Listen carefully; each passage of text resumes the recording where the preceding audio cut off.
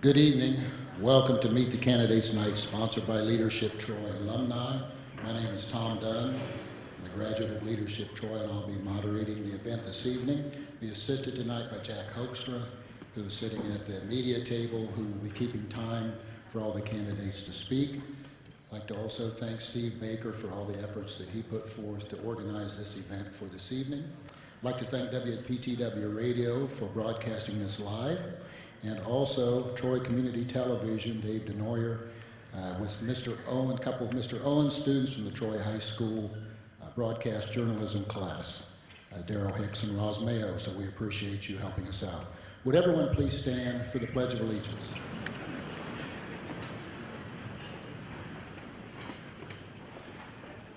I pledge allegiance to the flag of the United States of America and to the republic for which it stands, one nation, under God, indivisible, with liberty and justice for all. Thank you. We have one issue and 3 contested races on the March 15th ballot. The issue is the Troy City Schools Renewal Levy, and the 3 races are for Miami County Commissioner, Miami County Prosecuting Attorney, and Miami County Sheriff. We will start this evening. We'll have 3 different events this evening. In the first event, the contestants, the candidates, contestants, whichever you want, the contestants will come to the main podium and they will give an opening statement. Candidates, make sure you pay close attention to Mr. Hoekstra. He will let you know exactly where you are in your speech pattern. We also will then follow that up with questions from the media table. They will ask you, you will answer those questions from your seat, and you will be given 60 cents or 60 seconds to answer those questions. Those of you who do a better job will give you $1.50. Then after we're finished with the media portion of the event, then candidates will be permitted to speak from their seat and give a closing comment, which will take 60 seconds as well. We'll be assisted by media, local media. From the Troy Daily News, we have Josh Byers. From MiamiCounty.com, we have Matt Bayman, and we have Scott Hornberger from WTJN Radio, and they will pose questions to the candidates. If you have a question you would like to have a candidate or candidates answer, you'll see at the bottom of the sheet a little place for you to write a question. Hold it up and one of our runners will come get it and deliver it to the media table. It doesn't necessarily mean it'll be asked, but you have a shot at it being asked. The total time for this forum is going to be 90 minutes. We'll be out of here by 9 o'clock, and so we make sure that the candidates follow the timeline very carefully. Again, make sure you follow Mr. Hoekstra's lead. This is not the national campaign, so if you keep talking after the bell, I'll interrupt you, okay? So make sure you follow this. So we'll start this evening's event with Mr. Herman talking on behalf of the Troy City Schools Levy.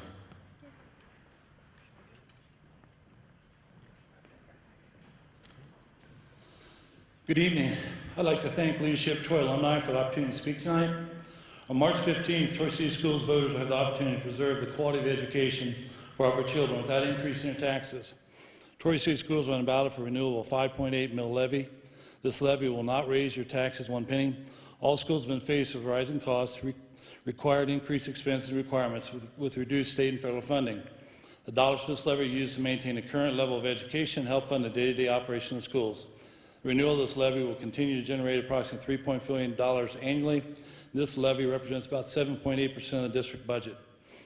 This Board of Education Administration have committed to using tax dollars wisely. There are tax dollars as well. I live and pay taxes here in Troy myself. The district realizes financial lower limit as most district funding is our biggest concern. School districts are often criticized for not living within their means. By asking you to renew 5.8 levy at no additional cost to tax dollars, we are living within our means. That's exactly what we're trying to do. We reduced our expenses in many areas, including staffing, supplies, and utility consumptions, to name a few. School districts are required by law to collect a minimum of 20 mils of property tax for the operation. In Troy, we're collecting 21.98 mils from homeowners. So allowing the levy to expire would reduce our real estate taxes by only 1.9, not 5.8. This levy, again, will not increase your taxes. We're not asking for more money. These funds will be used for general operating expenses, which include supplies, utilities, wages, fuels, any other general expense. In closing, I'd like to thank you for the opportunity again tonight. Thank you. If you'll please hold your applause after each person speaks, then we can get more questions asked later. Thank you. The first of 4 candidates to speak about their candidacy for Miami County Commissioner will be Richard Cultice.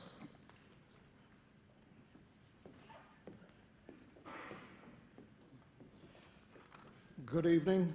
I am Richard Cultice, County Commissioner, and I'm seeking your support for re-election in the March primary.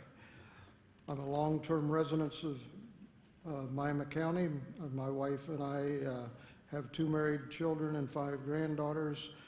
I have 35 years experience in the private sector with various areas of responsibility, including corporate treasurer. I've been elected 2 times to the Troy City Council and 2 times to the Troy City Auditor. Also currently served on the board of Troy Area Chamber of Commerce, Hobart Institute of Welding Technologies, Dollars for College, and a member of Kiwanis. In the past, I've served on many boards and have served in the U.S. Army Reserves for 6 years. I'm fiscally conservative and believe in looking at the long term rather than short-term fixes. We have made several capital improvements in the last couple of years at the Hobart Government Center, the courthouse, and the safety building. We have established an IT department reporting to the auditor, installed new computer systems for accounting, payroll, and HR. The system is more powerful than that and will allow other applications to be added. We have opened 2 pods at the IF, and a 3rd pod is planned next quarter for female inmates. We recently purchased new radios for all police, fire departments, sheriff, and the 911 center. We have also reduced fees at the transfer station, with more on the way. During this time, we have been able to increase our reserves to a more acceptable level. Thank you for your cooperation and support, and hope you'll have your vote in March. Thank you. Mr. Cultice's opponent for one of the 2 commissioner positions is Gregory Simmons. Mr. Simmons. Thank you for having me here tonight. It's surely a privilege.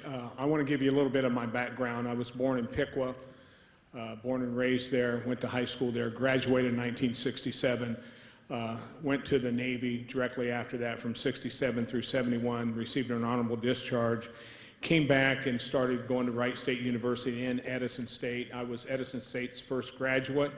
I have a degree, a master's degree in education as well as a bachelor's. I'm qualified to be a commissioner because of my work experience. I started off in probation in Common Police Court. I made chief probation officer. I worked at Children's Services Board where I was in charge of investigations. I then went to West Central Juvenile Detention Facility where I was a director for 14 years. I was their first director. I've done budgets, I've done contracts, I've wrote grants, and I'm most proud of, I left almost $1 million of unencumbered money when I retired. And I'm also the founding pastor of Upper Room Worship Center in Tip City, and we built a new church there recently. And I volunteer once a week at an elementary school. I work with MD students. I'm chaplain and on the board of directors of the Miami County Fraternal Order of Police, and I was instrumental in starting a scholarship fund for Edison State. I'm a family man. I was married 41 years, and unfortunately my wife passed away of cancer, but God blessed me to find love again, and I've been married now for 3 years. And I have 4 children and 2 stepchildren. I have a son that's the fire chief here in Troy. The county problems that I see is some of the $6 million that was spent in upgrades to plumbing, HVAC, and security, and the cameras. There's no one manning the cameras. They have plumbing breakdowns since paying that $6 million, and I think the bid process needs to be looked at as well. And I hope that you'll take all this into consideration. Thank you. Our third candidate for Miami County Commissioner is Jack Evans. Mr. Evans. Thank you, Tom, and thank you to Leadership Troy Alumni for having us this evening. I am Miami County Commissioner Jack Evans. I was born and raised in Miami County. I graduated from The Ohio State University, where I was commissioned as second lieutenant and eventually rose to the rank of captain. I'm married with 4 children, 3 grandchildren, and I reside in Tip City with my wife and 2 dogs. I'm also a member of the Tip City United Methodist Church. My reason for running for the election is really simple. I feel my knowledge, my experience, and my abilities make me for the best candidate. 40 years of managing a successful business in Tip City, Ohio, 19 years as Monroe Township trustee, 12 years as your Miami County Commissioners has given me the opportunity and the experience to set and manage our $30 million general fund budget. Our $95 million all other funds also come under that. We protected your tax dollars by balancing the budget since the 2008 recession. We've added to the county cash reserve every year since then, and we are back now to the pre-2008 limit. We continue to have the lowest sales tax rate of any of the counties contingent to Miami County. Accomplishments, we have a lot. I'm proud of what this board has been able to do over the years, and if you pick up our cards, you'll see some of them as well. But briefly, in terms of protecting Miami County citizens, we've upgraded the 911 center with the newest technology so that our first responders can talk not only to contiguous counties, but also can talk with the state. And by year end, as Dick mentioned, we hope to have ability to text message. We'll purchase over 700 new radios and for our first responders, and we'll open up the 3rd pod for women only. We've done a lot to our buildings, and we continue to improve those and update.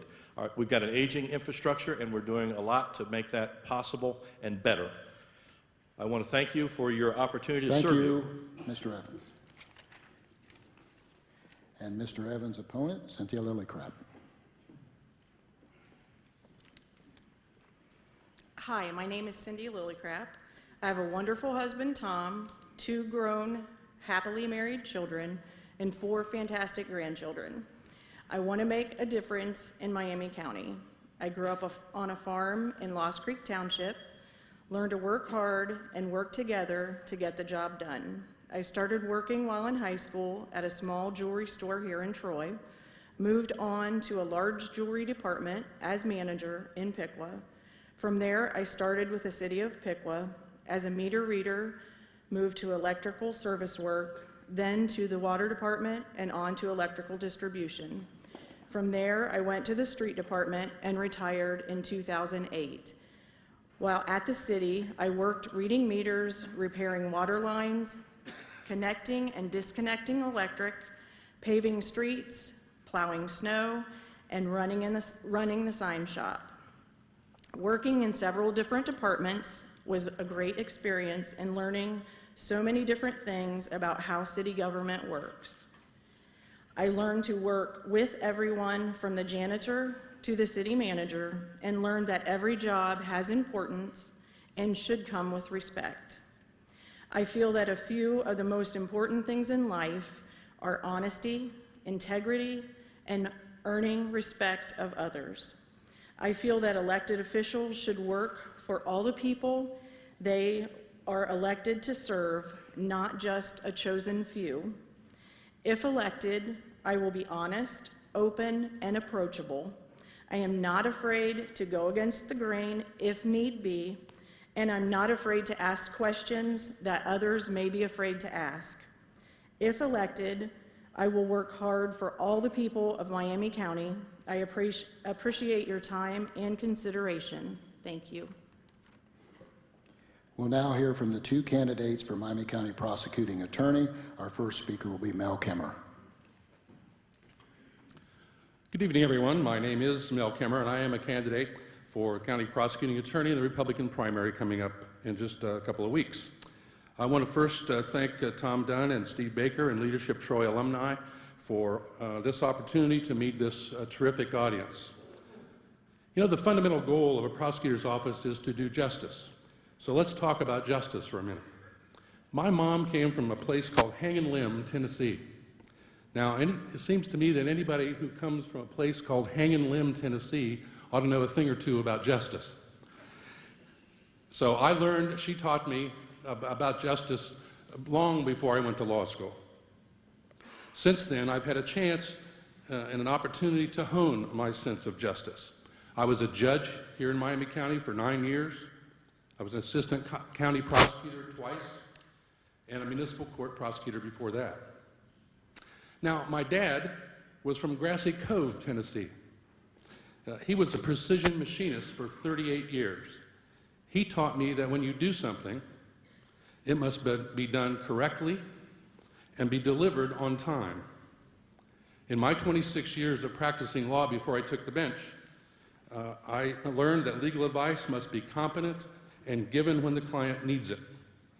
I spent, as I said, 2 tours of duty as an assistant county prosecutor. I served for 23 years as a city law director. I was legal counsel for the Miami County Park District for 14 years, and that experience has reinforced what my dad taught me all those years ago about competence and timeliness. A more complete presentation of my education and experience was found on these cards, which are at the tables in the back, and I won't go through that now. You can also check me out at my website, or my Facebook page, Kemmer for Prosecutor. Ladies and gentlemen, the values my parents taught me. Thank you. Thank you. And our next speaker is Anthony Kendell. Good evening. I'm your Miami County Prosecutor, Tony Kendell. I want to thank Leadership Troy Alumni for sponsoring this event, and for all of you and all those that are listening or watching from afar for participating. I know you're here to find out more about the candidates, and quite frankly, I can't go through all my accomplishments and my record in 2 minutes, so I'm going to refer you to my website, reelectkendell.com, and I'm sure you'll find all of the information that you want at that location. Before being brought into the prosecutor's office, I served our country in the U.S. military, and I was honorably discharged. I was brought into the Miami County Prosecutor's Office in the early 90s by Jeff Wellbaum, and I've been there ever since. During that period of time, I've worked extensively in every area of the office, concentrating most of my efforts in the adult criminal court, where I have accumulated close to 6,500 adult criminal convictions, and I have tried dozens of jury trials with only 1 loss. My most recent jury trial was last month. It was a jury trial on murder, and the jury returned verdicts on all counts of guilty.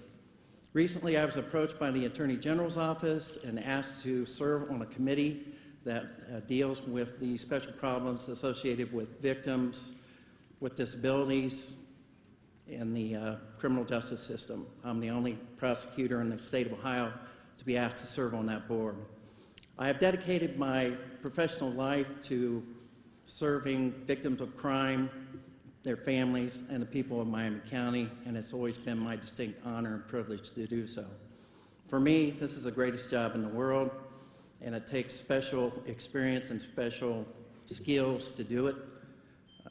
Thank you. First of 4 candidates to speak about his candidacy for Miami County Sheriff will be Chris Anderson.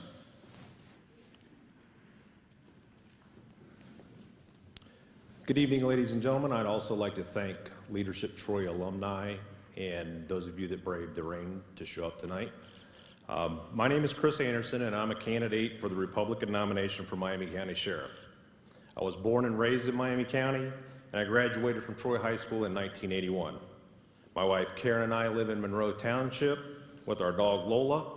We have 3 adult children. 2 of them were able to make it here tonight to be with us, and we have 6 grandchildren who thankfully are at home. I retired from the Troy Police Department in September of 2015 after 31 years of service at the rank of detective captain. For the last decade at the police department, I was responsible for overseeing all major case investigations, including homicides, robberies, officer-involved shootings, along with working with several federal and state agencies for such things as presidential visits, large venue music festivals, if any of you remember that, and coordinating our participation in a multi-agency drug task force. It was during my time at the police department that I was also selected to attend the Northwestern University School of Staff and Command, the Police Executive Leadership College, and the FBI National Academy. I was also chosen to become an assessor on the Commission for Accreditation for Law Enforcement, which allowed me to travel the country and observe other departments on how they handled things, how they did their policies and procedures, and to make sure that they were in compliance with everything that they had. I'm a member of the Miami County Republican Men's Club, the FBI National Academy Associates, the National Rifle Association, and the Southwest Ohio Football Officials Association, and my wife and I attend Victory Church in Tip City. Having worked in an agency for 31 years within Miami County, I have the unique experience at watching how the Sheriff's Office works and understanding the reputation the office has. Thank you. We'll now hear from Stephen Cooper.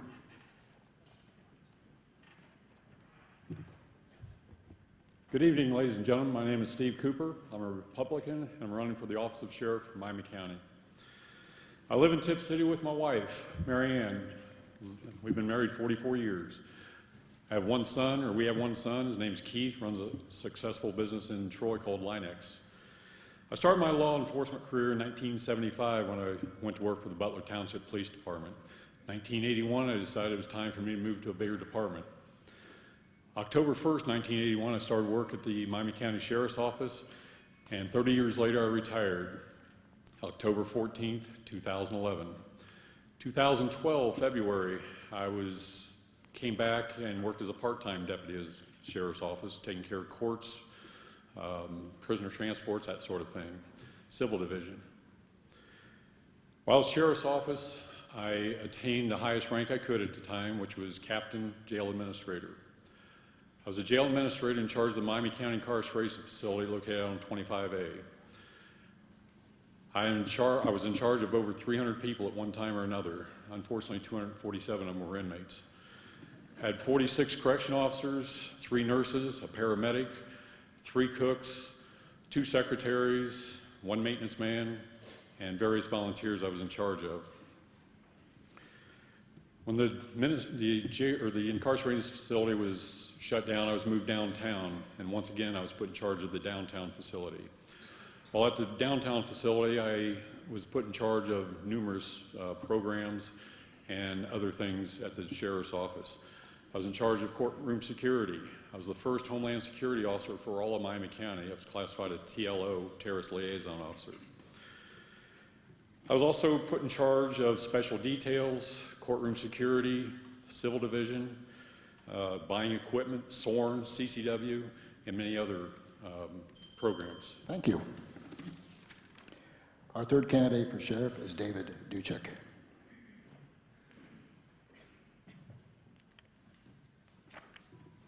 Good evening. I would like to also thank Leadership Troy for the invitation to speak tonight, the moderators, and of course everyone in the audience for attending. Like I said, my name's Dave Duchak. I'm a resident of Troy. I'm married to my wife Sherry. I have 2 children, Casey and Kyle. I'm a veteran law enforcement officer of over 28 years, having dedicated my entire life to law enforcement in Miami County. I rose through the ranks at the Sheriff's Office, spending the last 10 years in the upper administration.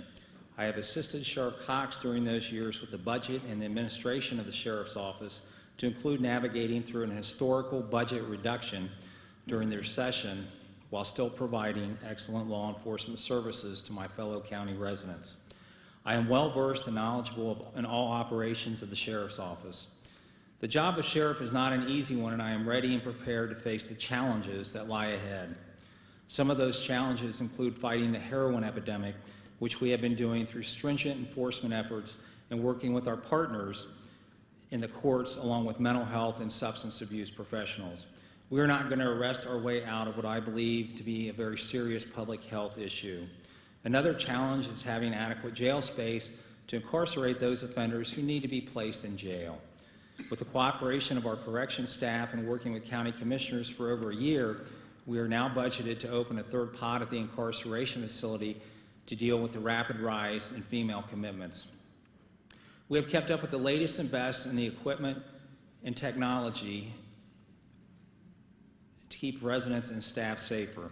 This will continue to be a priority as equipment and technology and the maintenance of that technology is ever changing and it's not cheap. It has been and will always be a top priority of mine to keep our staff equipped with the newest and the best. This will continue to mean searching for funding sources other than the general fund, which we have successfully done. Thank you. Thank you. And our fourth candidate for Miami County Sheriff is Paul Reece. Good evening. My name is Paul Reece. Thank you, Leadership Troy, for hosting this event. I'm running for sheriff because I want to lead the men and women of the sheriff's office in serving the citizens of Miami County. As sheriff, my focus will be on illegal narcotics because they're here, human trafficking because it's on the rise, and terrorism because it's a reality that we simply cannot ignore. I have a plan to address jail concerns, secure the courthouse, prioritize spending, and to review internal policies. I'm committed to boosting morale by creating and maintaining a positive work environment for our team by acknowledging their service and commitment, and above all, their courage. My qualifications to serve as sheriff include my 25 years as a deputy sheriff working in both Miami and Montgomery counties, serving in multiple capacities and assignments. I also have a diversified background and skill set. My work in civilian law enforcement has been interrupted numerous times since 9/11 to serve in the United States military. I have 19 years of combined military law enforcement in the Army and Air Force. Between 2002 and 2014, I was mobilized 6 times in the support of global war on terrorism for a cumulative period of nearly 8 years.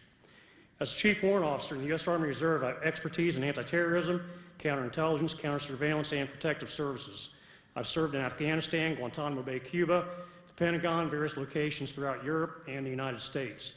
As a special agent with the Army Criminal Investigation Division Command, I provided personal protection for the top 7 executives of the Department of Defense in the U.S. and overseas during high-risk missions.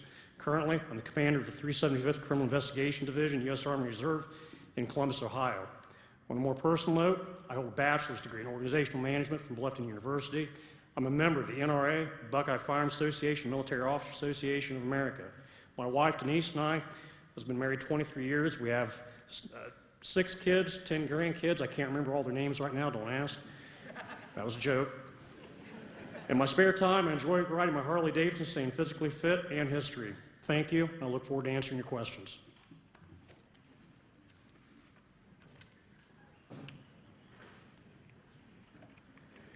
We'll move to the question and answer segment of the program.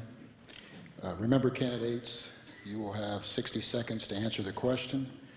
I will do my best to alternate who gets to answer the question first to make this as fair as possible. So, Mr. Bayman, would you like to ask the first question? Sure. The first question is from the audience. It reads, in today's times, I see what I believe is overreach by the federal government. As sheriff, I'm sorry, this is directed to the sheriff candidates. As sheriff, you take an oath to uphold the Constitution. Are you willing to fight for the Constitution and the rights of the constituents against this overreach? Mr. Anderson. I believe as sheriff of Miami County, one of the first things that we do is take our oath with one hand on the Bible, and we swear to uphold the U.S. Constitution. I will do everything that I can to maintain a strict follow and adherence to the Constitution as it is written. Mr. Cooper. It's funny, I got yelled at the other day. I was talking to an older lady, and she said the sheriff's office is the only one that can enforce laws, and the federal government has no business telling the sheriff's office or anybody else what to do. I believe in the Constitution, and I will enforce it as my oath is going to take it. You hold your hand on the Bible and say you're going to enforce the laws of the state and government. However, the federal government, I wasn't expecting to see that, but anyway. Yes, to answer that question, no, I will protect the Constitution to the best of my knowledge. Mr. Duchak. Yes, part of the oath is to protect, preserve, and defend the Constitution, and I absolutely will. I'm a firm supporter of the Second Amendment. We have made every effort to make it as easy as possible for residents to get their CCW permit. Over 18 months ago, we moved the CCW registration office out to our incarceration facility. There's ample free parking. It's a lot more user-friendly, especially for our senior citizens. So yes, I am a big supporter and defender of the Second Amendment. Mr. Reece. We are, $20 trillion in debt. We got 45 million plus people on food stamps. We got a federal government that's reaching completely into our back pockets and into our personal lives. The Constitution of the United States is the most important document that we have. As sheriff in particular, the First, the Second, the Fourth, and the 10th Amendment are extremely important to the obligations of the sheriff. Bottom line, you're not going to get your guns taken away. Next question, please. Good evening, candidates. I'm Scott Hornberger with Troy Community Radio. This question is for the candidates running for county commissioner. What would you say is your strongest skill set to serve as county commissioner? Mr. Cultice. I would think, without question, I bring to the table a strong financial background, both in the private sector, City of Troy as auditor, and now as a commissioner with the county. Large budgets, I know how to say no, and I think that would be the strengths that I would have. Mr. Simmons. Yes, I think fiscal management is also a strong point of mine, and I've proven that. I come in under budget every year when I was detention director, and like I said, when I left them almost $1 million. The other thing is integrity. I think you have to have integrity. I think transparency. I think that the citizens of Miami County need to see what's going on. And accountability. If I make a mistake, I'm going to say I made a mistake. And I want to be held accountable. And I feel like that's my strong suit. Mr. Evans? I would have to agree with the three previous ones. Financially and physically is very important. But just having those skills is not enough if you don't know how to apply them. If you don't have the experience of handling a $30 million budget or 700 employees, it's a big job, and experience will give that to you. Running a small business in the past, I knew what it meant to pay the bills, make sure that my employees were taken care of, and that's followed through with me at the township level and again at the county level. Mr. Lillicrap. I feel like I'm a very good people person. I listen. I weigh out every aspect of problems that would arise. I'm a good listener. And I just feel like I would work for the citizens that elected me and not for a select group. I have dealt with large sums of money in my life, not as large as the county budget, but I do feel comfortable in saying that I could do a good job with that. Next question. Hello, Joshua Byers, publisher of the Troy Daily News. From our audience, it was recently reported that the county had a general fund surplus. Would you end the $10 license plate fee? And if it is used for township roads, why is Troy paying it when the township did not pay towards the Adams Street Bridge? This is for the commissioners. Mr. Simmons.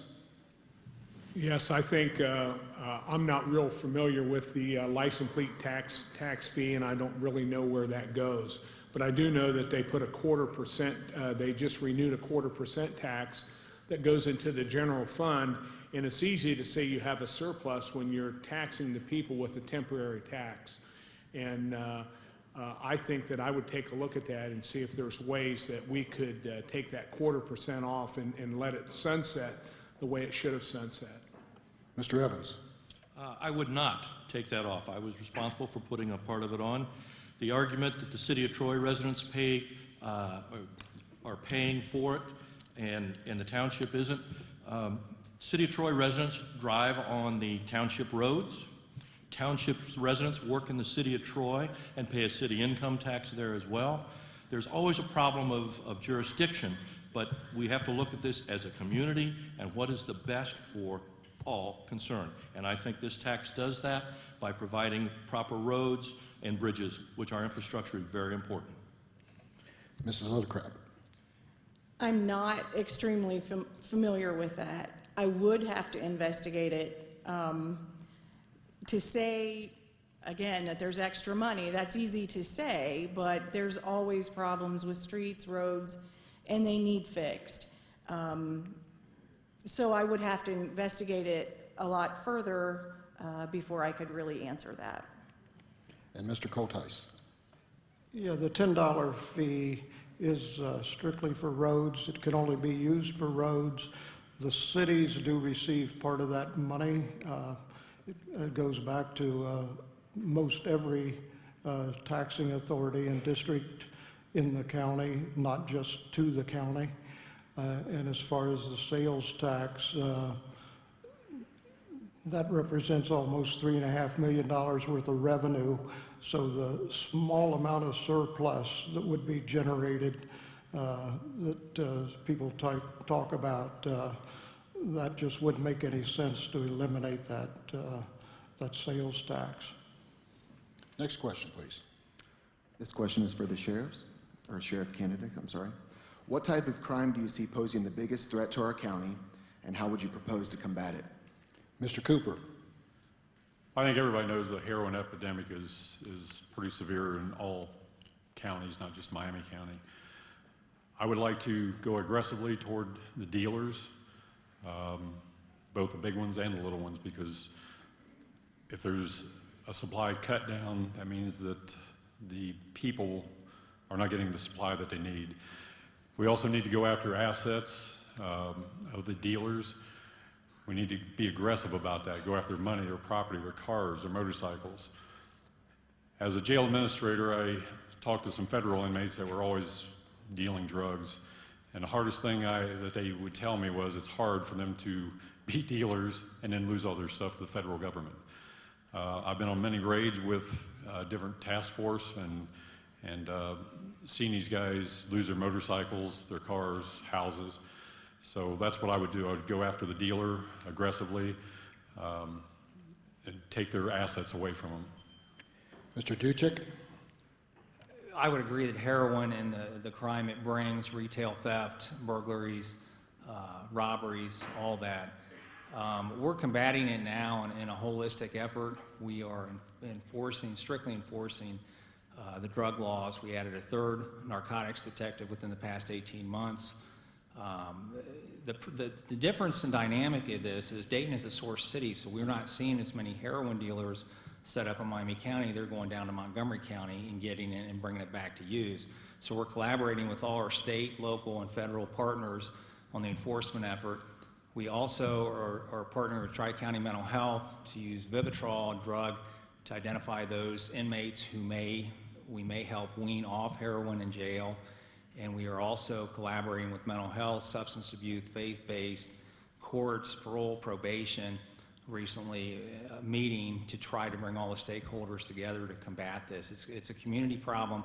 It's going to have to be solved by the community. Mr. Reece. This is a multi-headed problem in that the narcotics, especially the heroin, has clearly been on top of everybody's mind here the last couple of years.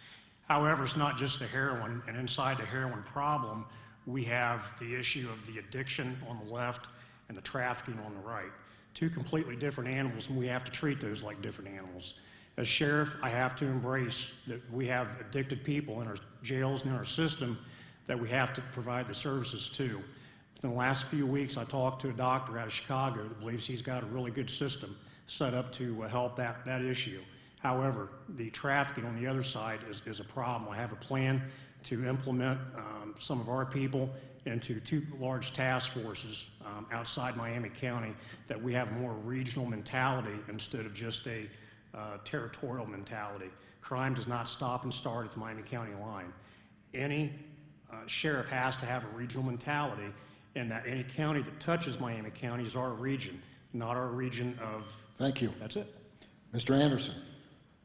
As your Miami County Sheriff, the heroin epidemic, as it's ran through most of all of our family and our friends, we all know someone that has been affected by it, either through the abuse of the drug, the theft, the missing property, however you want to explain it.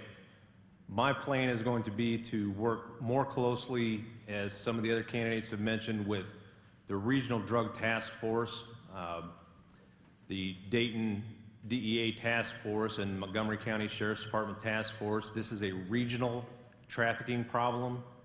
It's not going to get stopped right at the county border. I'll also be willing to work more with the courts, the probation system, the Recovery Council, and the Tri-County Board of Mental Health to see what we can do to affect the addicts as they come through the system. I'm dedicated to fighting this on every level, and I won't rest until we get somewhere with it. Next question, please. This question is for the candidates for Miami County Prosecutor. Mr. Kendell, you're being challenged. Why should you be reelected? And Mr. Kemmer, you're challenging. Why should they elect you instead? We'll start with Mr. Kemmer. Thank you. That's a good question. That's a good. Mr. Kemmer. Okay. Let him go first. Well, I'm running for this office because I think I need it. I think I have the complete experience, as I've outlined before. I've done so many things in my career, including being a judge.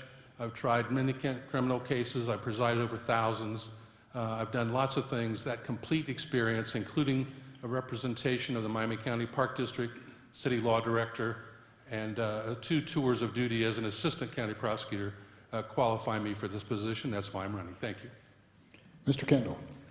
Thank you. Based upon my experience and my work ethic, it served me well, and I've been here for 20-plus years, and I've worked in every aspect of the office. And as prosecutor, I review every criminal case that comes through, and I keep track of all the civil cases that come through, and I have my finger on the pulse of the office. I believe my record demonstrates that I'm the person best suited for that job. With my conviction rate upstairs, both in and out of the courtroom. Next question, please. This question is also for the prosecuting attorneys. What is the first thing you do if elected to the position? Mr. Kendell.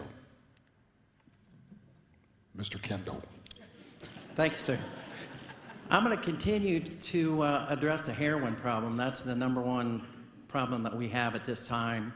And conservatively, 80% of the cases I see coming through this office have heroin involved in it in some form or fashion. And it's nationwide, and it's certainly countywide, and we need to get a hold of that. We've started a coalition locally. We're the 3rd county, and we're the only one of 3 counties in the entire state to do that, to try and start dealing with it at the front end as opposed to the back end, because law enforcement and the prosecutor's office, we are reactive. And what's happening, we're not going to prosecute our way out of this mess, and we're not going to arrest our way out of this mess. So we got to get the community involved, and that's what we're in the process of doing with this coalition. Mr. Kemmer. Thank you. Well, the first thing I think I would do in a situation where I'd be coming in as I would be to evaluate the staff in the prosecutor's office. This is an important function. It's complicated. It's a very complex office, and you need very good people to make it function successfully. So I would review and evaluate the staff.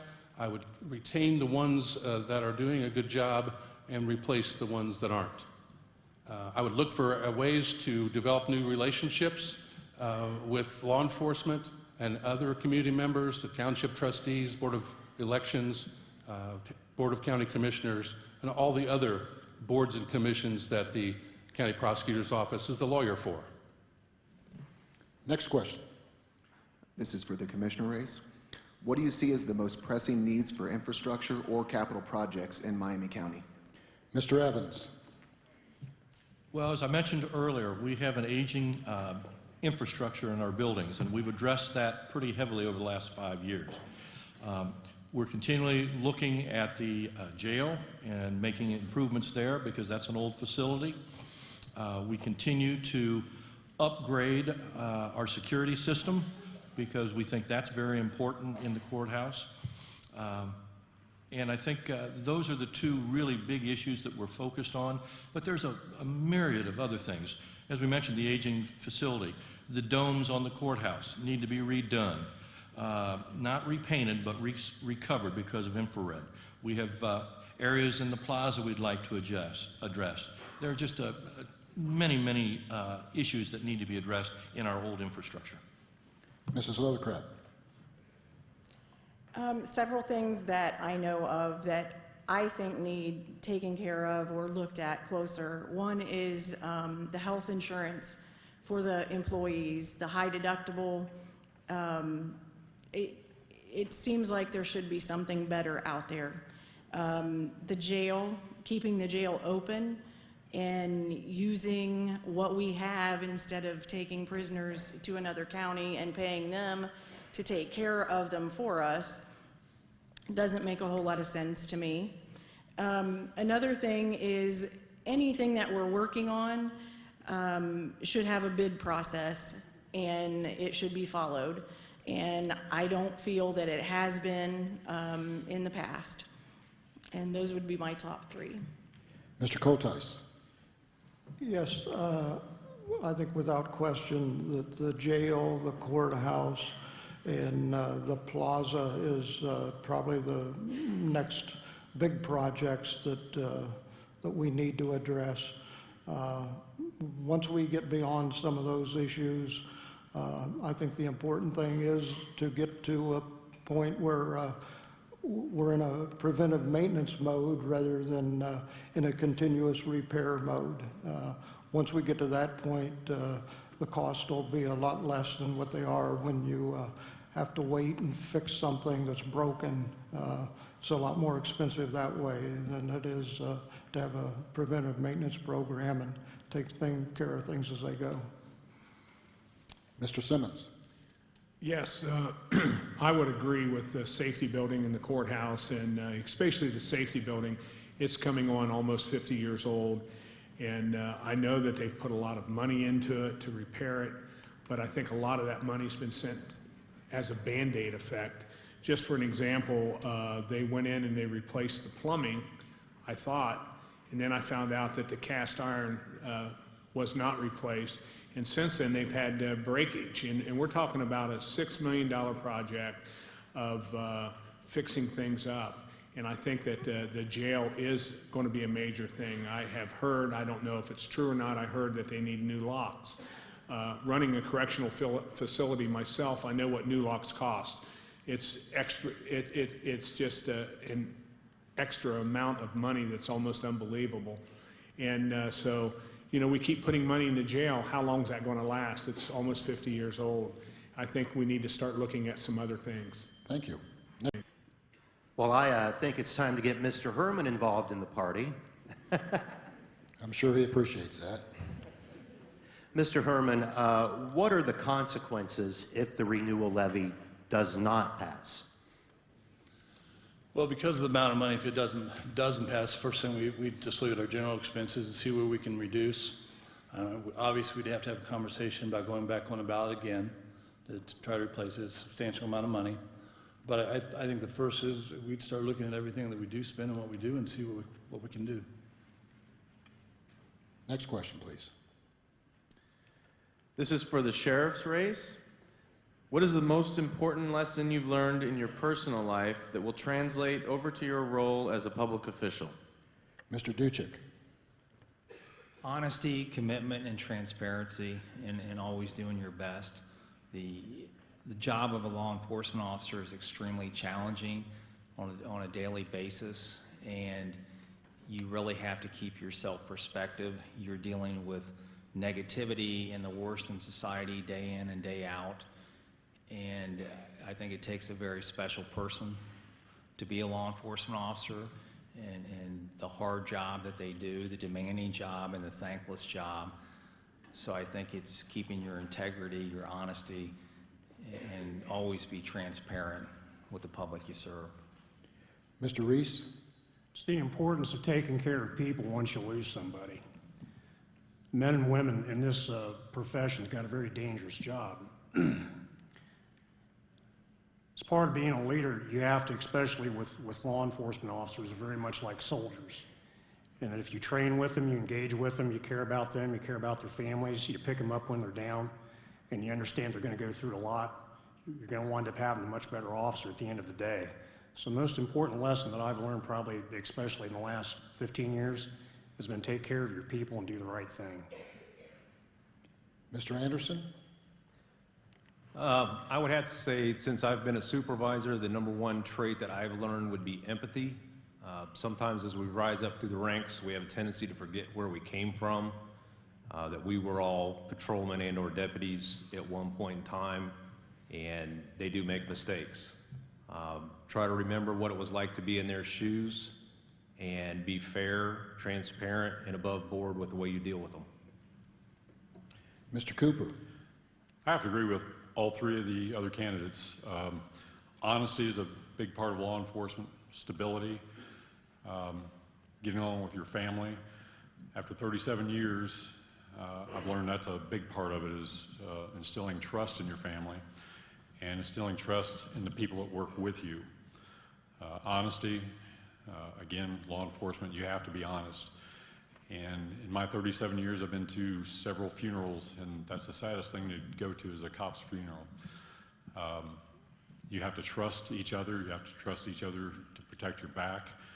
And hoping when I become sheriff, or if I become sheriff, I will be able to instill that in the other deputies that I'll be working with. Next question. This is a question from the audience from the sheriff candidates.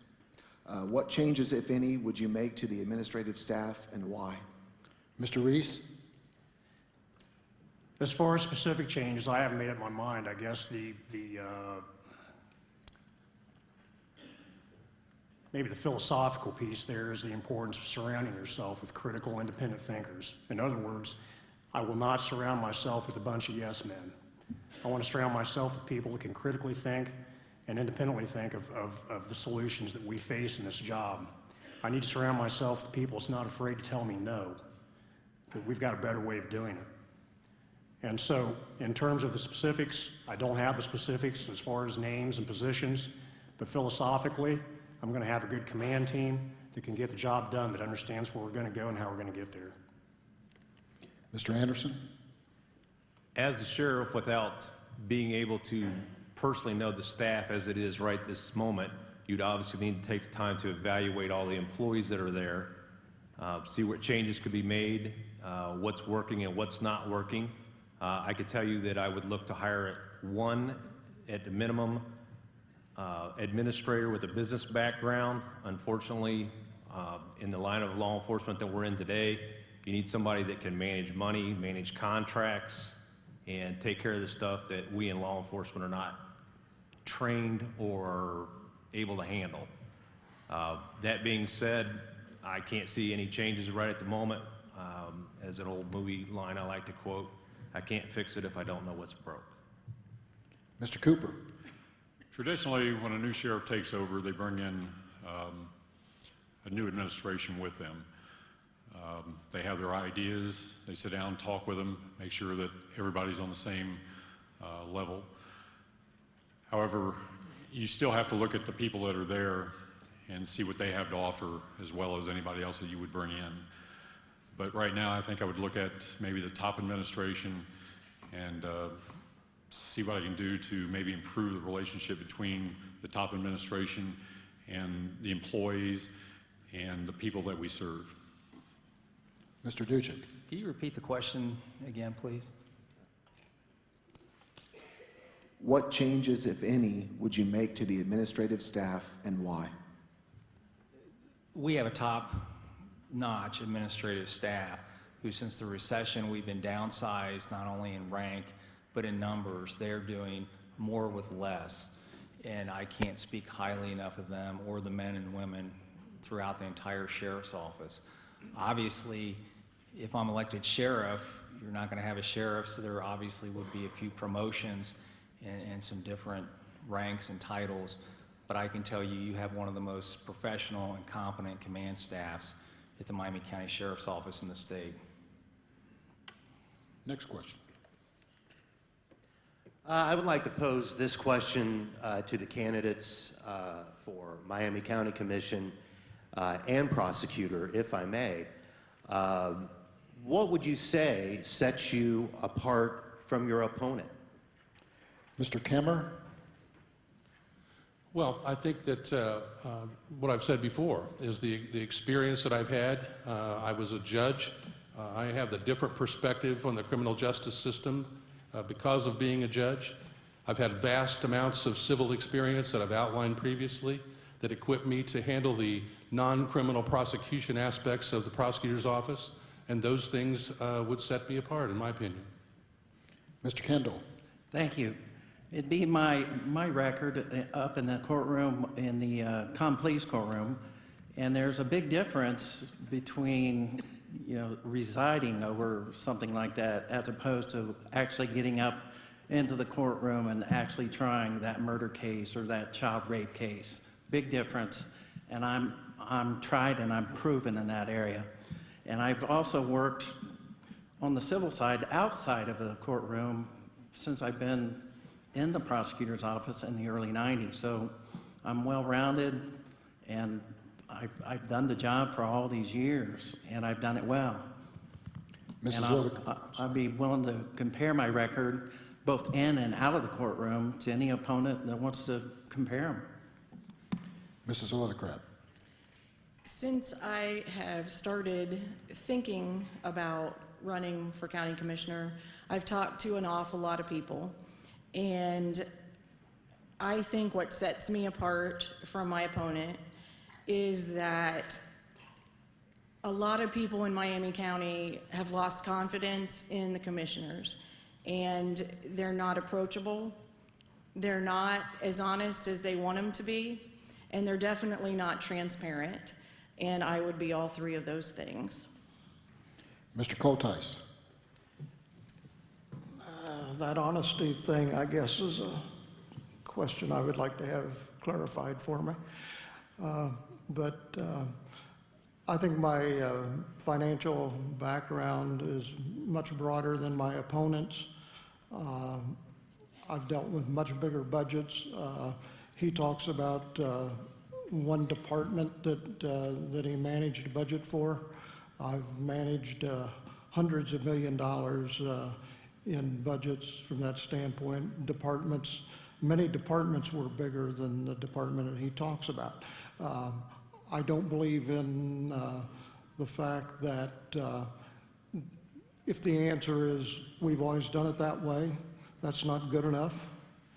I want people to look around and know why they do what they do, ask questions, because our employees out there have good ideas, and we should expect those. Thank you. Mr. Simmons? Yes, I would agree with my opponent. He does have a better financial background than what I do. And but one thing that he does not have, and that's the experience in working for, during my tenure with the county. I've worked in probation, I've worked at Children's Services, I've worked at the Human Services Department, and I ran a correctional facility. And the other thing that I would be able to do, I'm a strong individual, and I'm a godly individual. And I'm not a yes man. I'm not just going to, we can go back and take a look at the commission and see how they voted. It's public knowledge. Yes, yes, yes. Yes, yes, yes. Or no, no, no. I won't be afraid to stand up and say, no, I disagree with that. I don't think that's the right way that the county should go. And if I get voted against, that's okay. But that's what sets me apart. Mr. Evans? I think the thing that sets me apart, obviously mentioned before, is my experience, both in private sector and in the public. The other thing that sets me apart from the other candidates is their lack of understanding of what the county commission does. The county commission is not a legislative board, it is an administrative board. So there's not going to be a lot of different votes going on because you have to pay the bills, all contracts come before us. Those are things that most of us all understand and agree upon. So the diversity and the transparency, we're there 3 days a week. Very rarely do we get people there. I have not seen either one of the opponents to the commissioners there at one of our meetings yet. So I think I think we do a good job with it. And like Dick, I have a problem with the definition of honesty. I've handled people's finances for a long time as an insurance agent, and they put their confidence in my integrity and my honesty, and I'll stand by that. Next question, please. This question is from the audience for the prosecuting attorney candidates. What value do you place on each of the areas of law the prosecutor's office must handle? Mr. Kendell. What value I place on each area? Is that the question? Yes. Well, I don't think one is any more important than the other. I mean, I treat them all the same. I mean, you're going to put the effort in the criminal as you would in the civil. I just go at things one way, and that's all the way, and there's nothing done half done. I mean, that's the work ethic that I have, and that's what I expect from my people, and that's the way we treat it. Mr. Kemmer? Well, I totally agree with that. There's no opportunity, it's inappropriate for the elected official, the elected prosecuting attorney, to say, well, you know, I like this area of the law, so I'm going to value that higher, and I'm going to do that because I like it. But I don't like this area of the law over here, so I'm not going to spend any time doing that. That is inappropriate, it is wrong, and I wouldn't do it. Next question. This is for the sheriff candidates. Assessing the performance of the current sheriff department, if elected, would you keep it on the same direction or change course? Mr. Anderson. In assessing the direction of the sheriff's department right now, I would have to look at investigating and going for national accreditation with the sheriff's department. It's not an accredited agency at this point, and I believe that getting the department accredited, although it is a somewhat tenuous adventure to get there, can do nothing but establish professionalism and the type of morale boosting that is sorely needed at the sheriff's department as I see it. Mr. Cooper? Sheriff's office is a young department. There's a lot of young officers on that department. I would like to see a lot more training within the sheriff's office. All aspects of training, from firearms, driving, domestic violence, and then the things going on inside the sheriff's office. You know, there's been, some accusations of bullying, sexual harassment. I would like to get all officers trained to know what that is and to put a stop to it. Mr. Duchak? Could you ask the question one more time again, please? Certainly. Assessing the performance of the current sheriff's department, if elected, would you keep it on the same direction or change course? Yes, I think the sheriff's office is very strong, and it is on the right direction, contrary to what a couple of my opponents have to say. They're wrong on some of those issues. With respect to accreditation, Sheriff Cox and I have looked at that in the past. It's expensive. The county is self-insured. The state of Ohio right now, through the governor's task force, has a state accreditation process, which we have started. We follow best practices. All our policy and procedures are top-notch. The more funding you put in these other positions, business administrators, accreditation, you're going to be pulling deputies from the road. And that's what Sheriff Cox, and if I'm elected, we want to have the frontline people out there to keep the community safe. Mr. Reece? The course of the sheriff's office has to change, and it has to change drastically. It has to change from the top. This is nobody's problem and nobody's fault other than from the top. It's no deputy's problem, it's no corrections officer's problem, no staff's problem. You lead people, and you lead people through purpose, direction, motivation. You establish what your mission is, you rewire your department, and then you accomplish the mission. I'm not going to go down a list and make an attack here of all the problems that we've had in the last several years, from jails to the courts to a number of problems. I'm not going to do that. That's going to be up to you to do that. But a lot of things need to change. I was hired in 1990. This department was never in the news other than for very positive, very proactive things that those guys in the back did. Here in the last several years, it hasn't been so good. I'm not making an attack, but it needs to change. Next question. It's for the candidates for sheriff. So it sounds like some of you guys feel like there's misconduct in the sheriff's office, or maybe some things aren't going the way they should be going.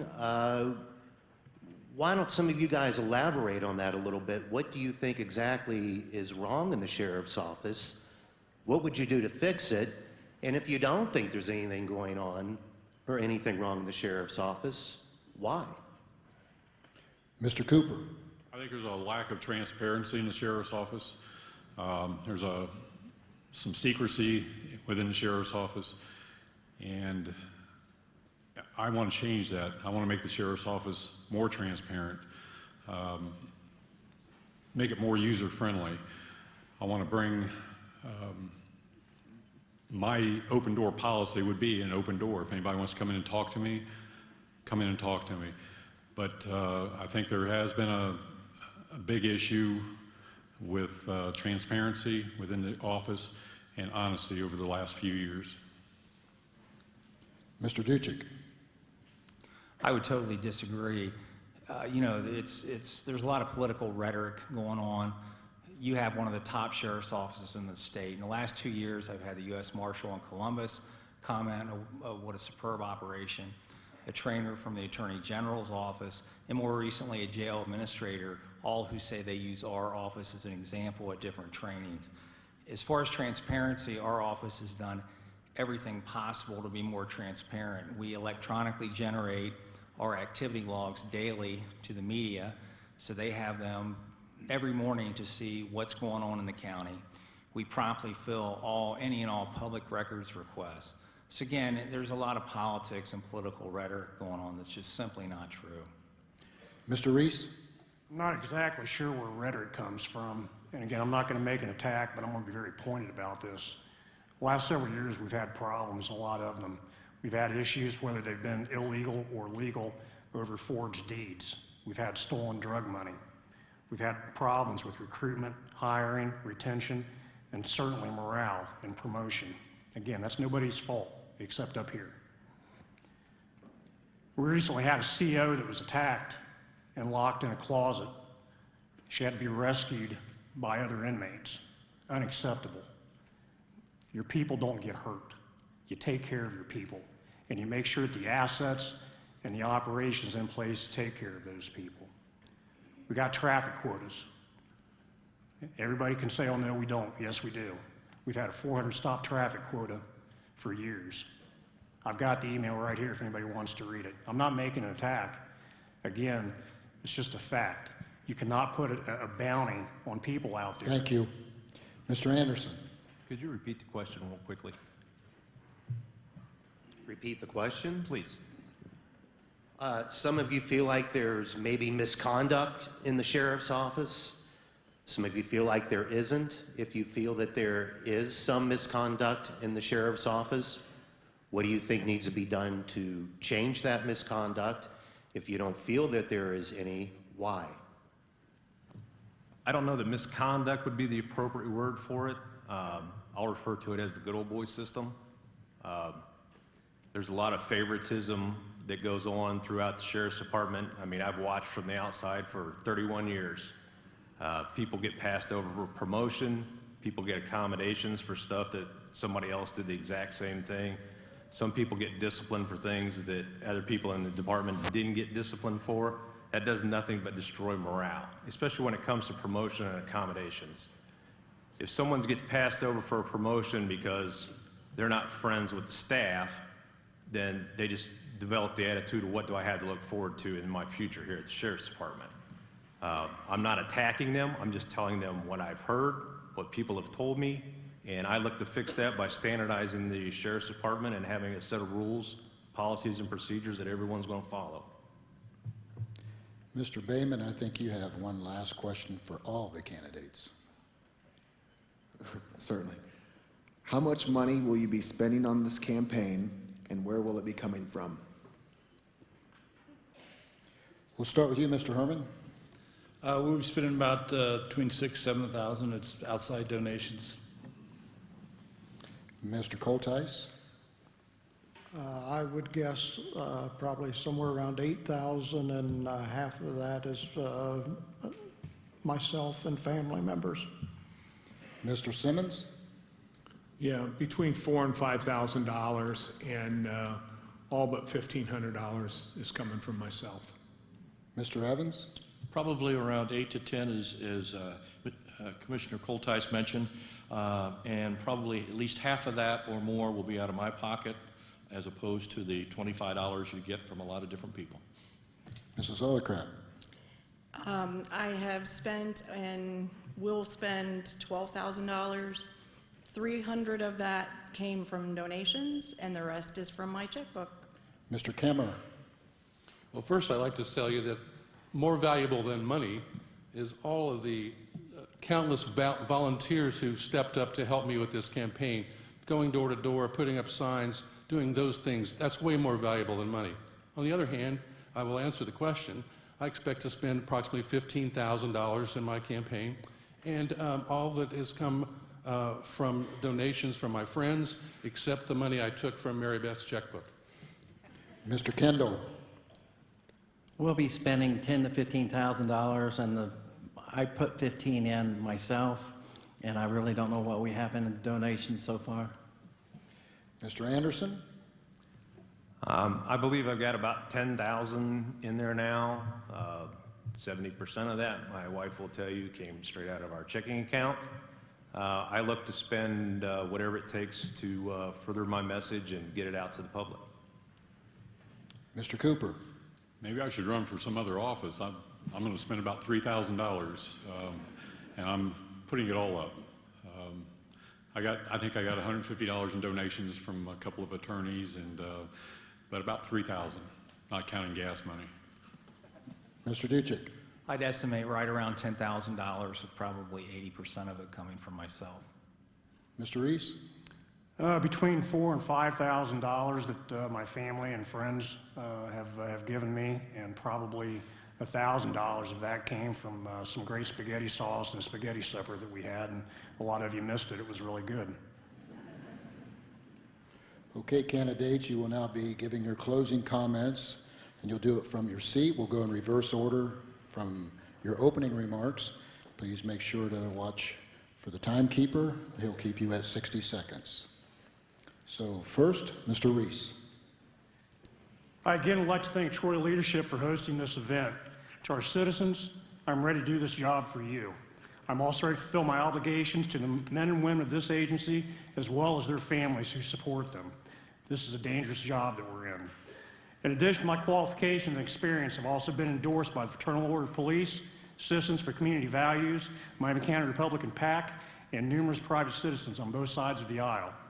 The building blocks of a solid foundation for this agency rest with the sheriff. The most important asset is our people. The single most important element in that foundation is the Constitution of the United States. I have taken many oaths as a law enforcement officer and as a soldier. As your sheriff, I promised you that I will support and defend the Constitution of the United States and will protect and defend your life, liberty, and property. I respectfully ask for your consideration, your support, and your vote as Sheriff of Miami County. Thank you. God bless America. Mr. Duchak. In closing, I would urge fellow residents to visit my website at duchakforsheriff.com to learn more about me. There simply isn't enough time in this format. The state of your sheriff's office is very strong, and I will keep it that way if given the privilege of being elected your next Miami County sheriff. There's no candidate for sheriff more prepared, knowledgeable, or experienced than I to hit the ground running from day one. Miami County currently enjoys a low crime rate, which just doesn't happen by chance. There's a lot that goes into keeping that crime rate low, and one of the most important components to having a low crime rate is that partnership with the community. We currently have that partnership, and that will always be one of my top priorities. For without that partnership, a law enforcement agency is ineffective. I will leave with this. Whomever is elected the next Miami County Sheriff, and I am working hard to ensure that me, will inherit an agency with some of the most talented, trained, and dedicated men and women in law enforcement, along with an agency on the cutting edge of technology. Thank you, and I hope to have your support. Mr. Cooper. I've been in law enforcement 37 years. 20 of that I spent as a supervisor. I am a Mason, a Shriner. I've received over 50 letters of accommodation and awards in my career, including life-saving. I've done just about everything ever asked of me as a sheriff's deputy. SWAT team commander, evidence technician, field training officer, you name it, I've done it. I sat on the board of firearms for the state of Ohio. On that board, I was one of 8 firearm instructors that set all shooting qualifications for the state of Ohio for all peace officers. I am laser focused to keep all people in Miami County safe to the best I can, my ability. I ask for your vote, and thank you for having me. Mr. Anderson. I'd once again like to thank Leadership Troy Forum for hosting us this evening. In closing, you've heard a lot of ideas from the other candidates. You've heard some questions posed of us in front here. How we deal with several issues that, although they are important, they are also issues that are crimes that should be dealt with by any and all law enforcement agencies as part of their everyday mission. As your next sheriff, I will do the following. I will eliminate the good old boy system by implementing policies and procedures for the hiring, advancement, and promotions within the office. I will stop playing politics with the office.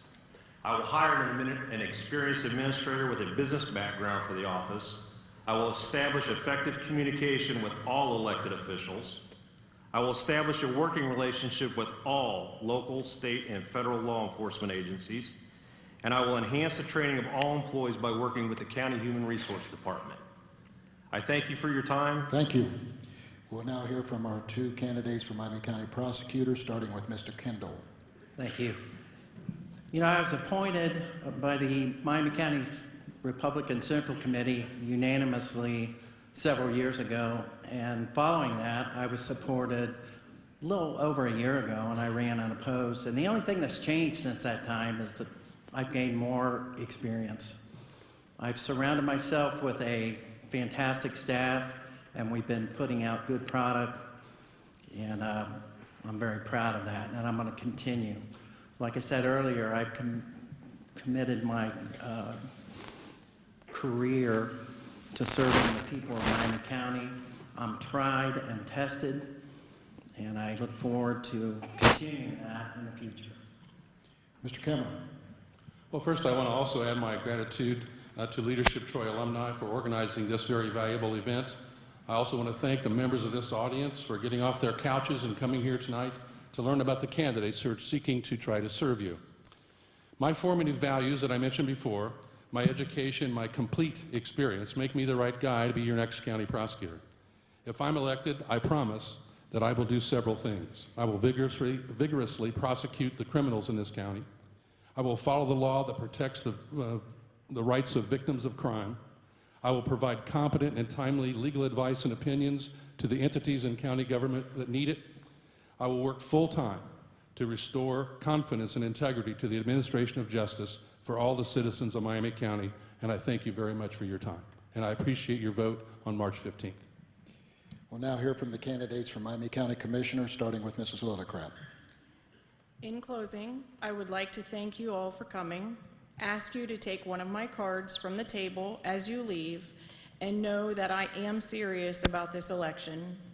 The first time I met my opponent, he said that he applauded me for wanting to work, but he thought I needed to start at a lower level. Our government at all levels is full of people with years of experience, but sometimes they forget who they work for. They're elected to work for the people, not members of the establishment, friends, and businesses that support them, but everyone. I have no prior agenda and only want to work hard for the people of Miami County. March 15th, I would appreciate your vote. Thank you, and thank you for having us. Mr. Evans.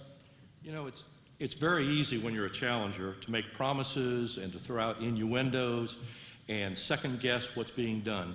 I do applaud my opponent for stepping up and running for office, but I think that this job requires more experience and more knowledge of the job than what she certainly possesses at this point in time. When we talk about what the County Commission does, it represents the people of Miami County. And I think that's why we've worked very difficult and diligently to make sure that the infrastructure is solid and that things are being done properly and correctly. Every bid that we do has been legally done. When we talk about insurance programs, we have 4 different programs, and we spend over $5 million a year on that health insurance. I think to ask for your vote for re-election, I should prove what I've been able to do. And I think I have demonstrated what I've been able to do during my administration. I ask for your support and your vote, and I too would like to thank you. Mr. Simmons. Yes, I want to say if I win this primary election, they'll get tired of seeing me in the commissioner's office, because I will be there watching what goes on. But one of the things that I wanted to say at this time was that I'm going to look at the economic development as well for the county. But I'm a man interwoven with spiritual strength and integrity, and it motivates me to operate with high standards and values. I'm invested in my community, and I would serve the county well. I'm called Greg, husband, dad, and one of my favorites is Grandpa. I'm called a veteran. I'm called pastor. And if you vote for me on March 15th, you can call me commissioner. Thank you. Mr. Cultice. Yeah, I want to thank Leadership Troy for hosting this event and all of you for attending. I think my experience and track record, I believe, has earned your support, and I would appreciate your vote. There is one thing I do want to clear up that seems to be circulating. There has been some suggest or rumor that if I was elected, I would not serve the full 4-year term. I want to put that to rest right now. That has never been a consideration, and I don't know where it started, but that is not true. It is absolutely false. With that, I just want to appreciate everybody being here, and thanks, and I hope everybody has a good time, and hope it's not snowing outside. Thank you. And Mr. Herman, on behalf of the Troy Schools Levy. In closing, we need this levy to continue to operate effective schools in the community. That's why I'm asking for your support. I believe in the city of Troy, I believe in our schools, and I believe in our citizens. I'd like to thank you for your support on March 15th. Our renewal levy is supported and endorsed by the Troy Area Chamber of Commerce. It's kind of, I didn't get to talk a whole lot, so I'm going to say it a few times. A vote yes for the levy would really be appreciated. There's no increase in taxes, but the yes vote will maintain our ability to take care of our schools and our kids. Thank you. You are reminded, if you have questions about the Miami County Board of Elections early voting hours or how to cast an absentee ballot, visit the Miami County Board of Elections website and you can find your information there. This concludes tonight's forum. We appreciate your attendance. We appreciate all the input that our candidates gave us. Thank you very much, and be safe.